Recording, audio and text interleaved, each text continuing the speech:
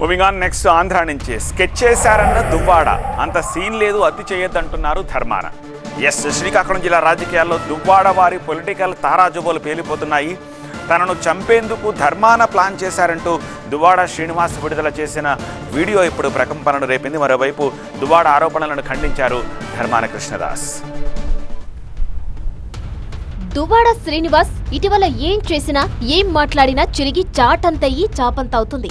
వచ్చే ఎన్నికల్లో తమ్మినేని సీతారాం పోటీ విషయంలో ధర్మాన కృష్ణదాస్ చేసిన వ్యాఖ్యలకు దువ్వాడ శ్రీనివాస్ కౌంటర్ ఇచ్చారు. కాళింగ సామాజిక వర్గాన్ని తొక్కేస్తున్నారంటూ ధర్మానపై ఆగ్రహం వ్యక్తం చేశారు ఎమ్మెల్సీ. ఆ తర్వాత దివ్యల మాధురికి అప్పన్న అనే వ్యక్తి చేసిన ఫోన్ కాల్ పొలిటికల్ హీట్ పెంచింది.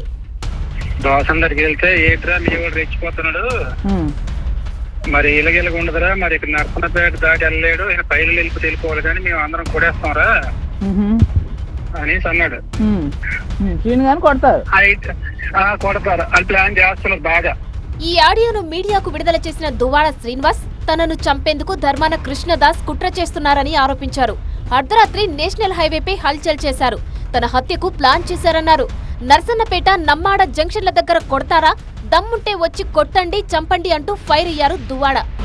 మరి కృష్ణదాస్ నాకు కింజరాపు అప్పన్న ద్వారా కబురు పెట్టాడు. ఈరోజు హైదరాబాద్ నుంచి వస్తున్నాడు కదా, దమ్ముంటే రమ్మను, చంపేస్తాం, అటాక్ చేస్తాం, నరికేస్తాం అని చెప్పారు. సరే, టెక్కలుంది వెళ్తున్నాను.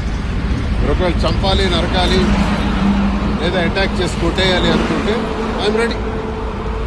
నేనేం తప్పు చేశాను? ప్రజల అభిప్రాయాన్ని మీకు ప్రశ్నించాను. మీకు వైసీపీలో నన్ను సస్పెండ్ చేశారు, మీకు కావాలంటే బహిష్కరించండి, ఎక్స్పెల్ చేసేయండి. ఎక్స్పెల్ చేయటం అంటే పార్టీ నుంచి బయటకు పంపించేయండి. అదే చేసిన తర్వాత స్వతంత్రుడిగా నా కార్యక్రమం నేను చేస్తాను. దువ్వాడ ఆరోపణలపై వైసీపీ నేత ధర్మాన కృష్ణదాస్ స్పందించారు.